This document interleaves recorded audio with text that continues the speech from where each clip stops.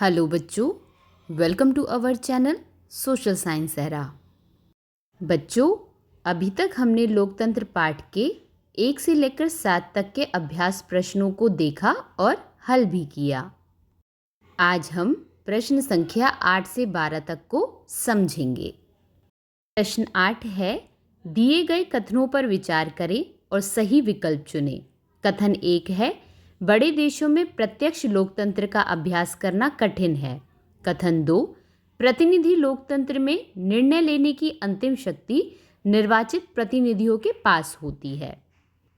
बच्चों, आपको जो सही लगता है उसमें से एक विकल्प को चुनें और कमेंट करें।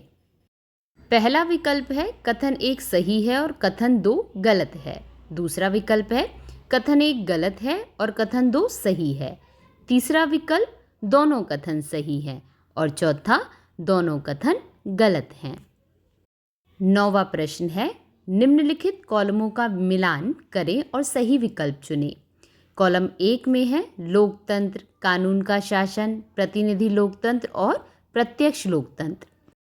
कॉलम 2, नागरिक निर्णय लेने में सीधा भाग लेते हैं, लोग अपने शासकों को चुनते हैं, जनता का शासन और कानून के समक्ष समानता। बच्चों, नीचे दिए गए विकल्पों में से आपको जो ठीक लगता है उसे कमेंट करें। 10वां प्रश्न है, लोकतंत्र के बारे में गलत कथन की पहचान करें।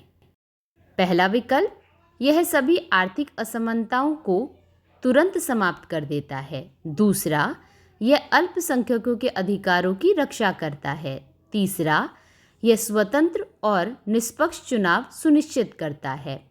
और चौथा, यह नागरिकों को सरकार की आलोचना करने की अनुमति देता है। इन सभी विकल्पों में से आपको जो गलत लगता है उसे कमेंट करें। 11वां प्रश्न है, एक गांव में सभी वयस्क नागरिक प्रतिनिधियों को चुने बिना स्थानीय विकास परियोजनाओं पर सीधे चर्चा करने और निर्णय लेने के लिए इकट्ठा होते हैं। तो आप लोगों को बताना है यह किसका उदाहरण है, प्रतिनिधि लोकतंत्र का, सैन्य शासन का, प्रत्यक्ष लोकतंत्र का या संसदीय प्रणाली का। आपका जो भी उत्तर है उसे कमेंट करें। 12वां प्रश्न है, देश में राष्ट्रपति सीधे जनता द्वारा चुना जाता है और पद पर बने रहने के लिए विधायिका पर निर्भर नहीं होता। बच्चों, इस प्रणाली को इस रूप में जाना जाता है। पहला, संसदीय लोकतंत्र। दूसरा, राष्ट्रपति लोकतंत्र। तीसरा, पूर्ण राजतंत्र और चौथा, गठबंधन सरकार। अपने आंसर को कमेंट करें। बच्चों, इन सभी प्रश्नों के उत्तर हम अगली क्लास में समझेंगे। उसके लिए चैनल के साथ जुड़े रहें। धन्यवाद।